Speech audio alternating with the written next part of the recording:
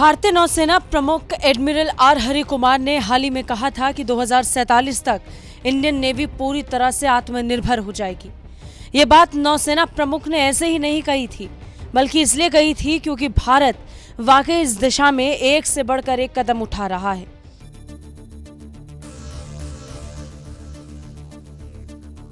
भारत ये समझता है कि दूसरे देशों से सिर्फ हथियार खरीदना काफी नहीं है, बल्कि जरूरी है अपने ही देश में रक्षा उद्योग का विकास करना। इस दिशा में तेजी से काम हो रहा है।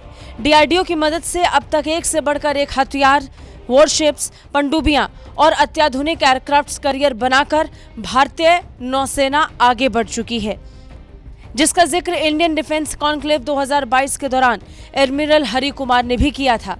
नौसेना प्रमुख ने अपने बयान में कहा था, जहाजों और पनडुब्बियों से लेकर कलपुर्जों और हथियारों के उत्पादन तक भारतीय नौसेना 2047 तक पूर्ण रूप से आत्मनिर्भर हो जाएगी।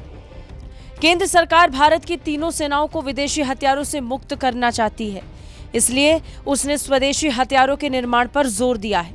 केंद्र सरकार ने विदेशी हथियारों की खरीद फरोख्त पर रोक लगाने की पूरी तैयारी कर ली है। करीब 70% रक्षा उपकरणों का स्वदेशीकरण किया जा चुका है, यानी भविष्य में तीनों सेनाओं को देश में बने राइफल्स, टैंक्स, मिसाइलें, हेलीकॉप्टर्स, यूएवी, ड्रोन्स आदि मिल जाएंगे। भारत सरकार चाहती है कि वो रक्षा उपकरणों के उत्पादन में आत्मनिर्भर बने। मेड इन इंडिया उत्पादों को बढ़ावा दिया जाए। इससे स्वदेशी हथियार और रक्षा उपकरण निर्माता कंपनियों को बढ़ावा मिलेगा। साथ ही उन्हें अपने उत्पादों को एक्सपोर्ट करने की भी छूट दी जाएगी। डीआरडीओ और तीनों सेनाओं के सहयोग से भारत सरकार लगातार इस दिशा में काम कर रही है। लोकसभा में 1 अप्रैल 2022 को एक सवाल के जवाब में बताया गया था कि केंद्र सरकार ने इस काम को 4 हिस्सों में बांटा। 4 प्रमुख हिस्से, जिनके जरिए अत्याधुनिक स्वदेशी हथियार उपकरण बनाने की तैयारी होगी। पहला मेक 1, दूसरा स्पेशल पर्पस व्हीकल, तीसरा IDX और चौथा मेक 2। मेक 1 में 14 रक्षा उत्पाद शामिल हैं।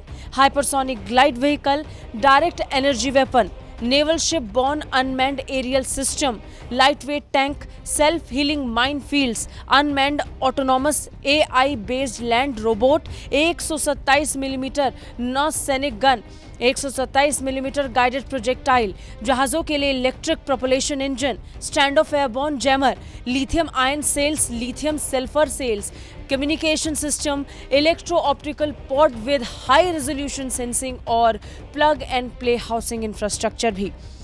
स्पेशल पर्पस व्हीकल मॉडल में लंबी दूरी के अनमैन्ड एरियल व्हीकल जैसे हाई एल्टीट्यूड लॉन्ग एंड्योरेंस और इंडियन मल्टी रोल हेलीकॉप्टर शामिल होगा।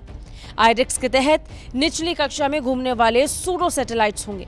मेक 2 में anti jamming system for multiple platforms शामिल होंगे। रूस यूक्रेन युद्ध के बाद दुनिया में एक अलग तरह के वॉरफेयर को विकसित होते देखा गया है, जिसके लिए नई तकनीक, साइबर स्पेस और सभी प्रकार के सटीक गोला बारूद का इस्तेमाल हुआ। ऐसे में किसी भी देश की रक्षा के लिए उसकी आत्मनिर्भरता की जरूरत महसूस की गई, जिसे लेकर भारत भी काम कर रहा है। ब्यूरो रिपोर्ट, भारत तक।